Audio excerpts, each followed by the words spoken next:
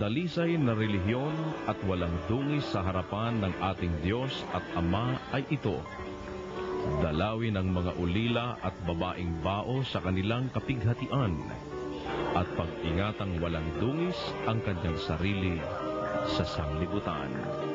Santiago 1:27.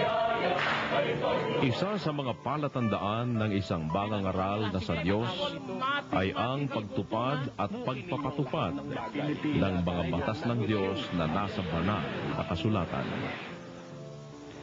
Kaya naman, di man sila tunay na mga kamag-anak, ay buong pusong pinag-alayan ng paglingap at pagmamahal. Ang puso ay binubukulan ng dalisay na pag-ibig sa Diyos, sa kapatid, sa kapwa, gayon din sa mga ulila at may katandaan na sa gulang na tulad nila. Kailanmay hindi inuna ang pangsariling kapakanan, bagkus ay ang kabutihan ng kanyang mga inaakay. Kaya naman nais nilang ipaabot ang kanilang pasasalamat sa lalaking nag-alay ng lakas, pagmamahal at magagawa para sa kanila. Maganda aming kuwan dito. Nirasyon kaming mga pagkain kung isang linggo, sa loob ng isang linggo yung may mga rasyon kami. Ngayon, nang kami dumami na, nagkaroon na kami ng allowance, meron kaming, bibili kami sa gamot kung kami magkasakit. Lahat ng bagay, ginagawa ng kapatid na Eli sa amin. Iba siya sa lahat ng nalalaman ko. Yun talagang siya'y tumutulong sa mahihirap. Tumutulong dun sa mga walang kaya. Na kamukha ko, salamat sa Diyos, una sa lahat. At ang ikalawa sa kapatid na Eli, sa pagkukup nila sa amin dito. Isa po ako sa natulungan ni Brad Eli. Kaming magkapatid po ay natulungan niya dahil sa wala kaming magagawa sa buhay. At katunayan, may sarili kaming bahay dito, libre ilaw, libre tubig, at may pagkain, libre gamot, may allowance pa kami, may grocery. Hindi po totoo yung paninira ni Iglesia ni Cristo na si Brad Eli ay masama, manghuhutot, manggagancho. Hindi po totoo lahat yan. Kaya katunayan, marami po kami dito sa ampunang ito. Pero nabubuhay kami, awa ng Diyos. Kinukup-kup niya kami, binibigyan niya kami ng lahat ng suporta sa amin. Sa pagpapagamot lang po, lalo na ho ako, 1 taon nang ginagamot. Dahil na-stroke ako, na-hospital ako, magkano binayaran niya sa ospital? Libre yung lahat yun. Wala kaming ginastos na magkapatid. Brad Eli, wag po kayong susuko at nananalangin po kami lahat dito. Maraming salamat, Brad Eli. Isa po ako na kinupkup ni Brother Eli at kasalukuyan po kami naninirahan dito sa loob ng ampunan. Linggo-linggo meron kami allowance. Pinibiro niyo yun. Saan pa kayo hahanap sa buhay na ito? Wala kaming trabaho. Hindi ba siya kain tulog, ganun lang. Kaya kami nagpapasalamat at yung bagay na yan na aming nakamtan sa buhay na ito. Hindi naman kami pensionado. Kaya nagpe-pension sa amin si Brother Eli. At kami po ay talagang buong puso nagpapasalamat sa kanya. Ako po ay isang tulungan po ni Brad Eli. Sa katunayan po, itong wheelchair na to ay pinagkaloob niya po sa akin. At nung nagkasakit po ako, ay pinapagamot niya po ako. Binibigyan po ako ng libreng gamot.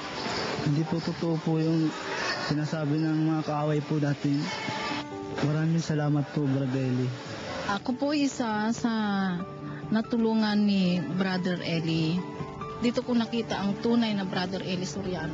Kaya nga po, sa mga nanonood, lalo yung sa assignment na yon, lahat pawang paninira, napakabait na tao si Brother Eli Soriano na hindi ko nakita sa dating relihiyon na pinanggalingan namin.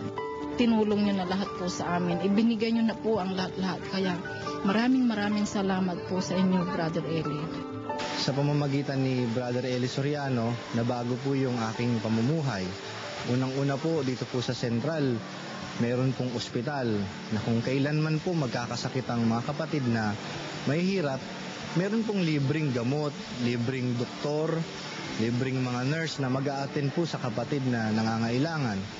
Nauobliga po kaming magsabi at patotohanan sa inyo na nakita po namin kung paanong ginagawa ni Brother Eli yung kanyang mga kamay alang-alang sa gawain at sa kanyang mga kasambahay.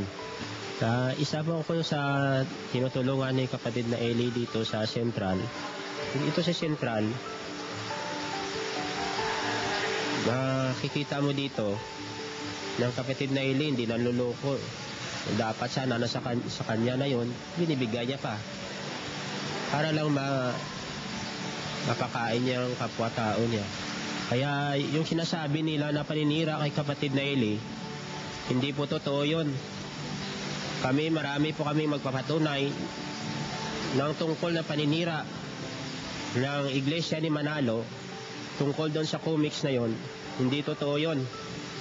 At kami naniniwala, dahil matagal na namin kasama si kapatid na Eli, nagpapasalamat po ako una sa Diyos, dahil binigyan niya kami ng isang tapat na mga ngaral. Kasi kapatid na Eli, wag na wag po kayong susuko. Marami pa pong nangangailangan sa inyo. Sana po, magpapatuloy pa po kayo. Sasamantalin ko po ang pagkakataon na ito para magpasalamat sa inyo sa patuloy niyong pagkukup sa amin. Sa pamamagitan niyo ay na ituro sa amin, na kilala namin ang tunay na kalagayan ni Kristo, tunay na kung paano sambahin ang tunay na Diyos.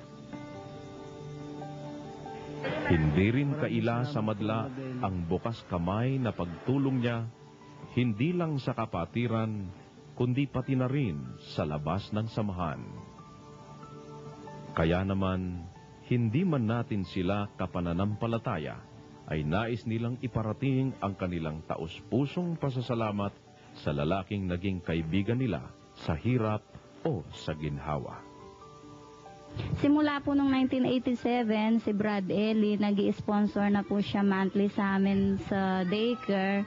Hindi po ako member ng ang dating daan. Hindi naman niya ako fino-force na pumasok doon. Ang inaano lang niya yung minsan, makinig daw ako. Pero hindi niya ako fino-force na, uy, pumunta ka doon. Yung gusto nga niya, kahit tumutulong siya sa amin, ni pangalan nga niya sa billboard, ayaw niyang, ibig sabihin, ang sabi niya sa akin, kung tutulong daw siya, hindi na kailangang i-broadcast pa kung kani-kanino. Basta yung nasa taas lang daw nakakaalam na tumutulong nga siya.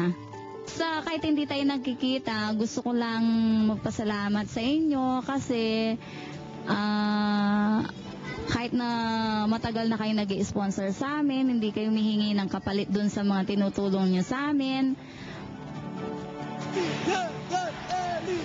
Maraming salamat, Brother Eli. Asahan mong kasama mo kami sa lahat ng iyong laban.